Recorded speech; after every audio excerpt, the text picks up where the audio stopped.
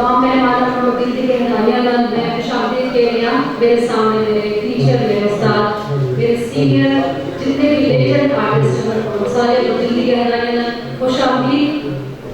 आज बहुत खूबसूरत शाम में बहुत खूबसूरत महफिल सजी है हिंदको वायला आए हुए मेहमानों को खुशामदीद। बहुत बहुत शुक्रिया मेहरबानी करे इधर आने से।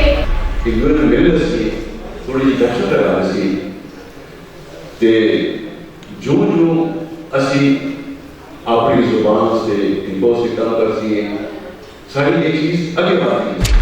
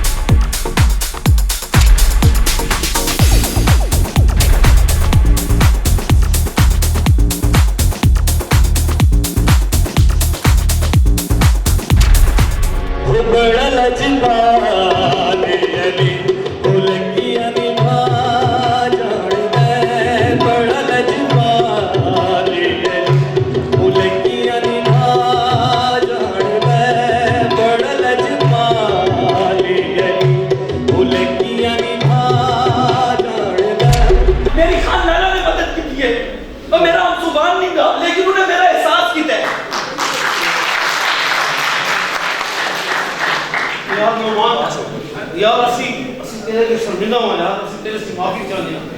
मैं ये हैरान कि ये आदमी साड़ा हम जबान नहीं गा ते बाद भी इसने तेरी मदद की थी ते असी हम जबान ने अभी तेरी मदद नहीं कर सके हैं। हम जुबान की गल नहीं की, सबसे पहले इंसानियत का मुजाहरा करना चाहिए।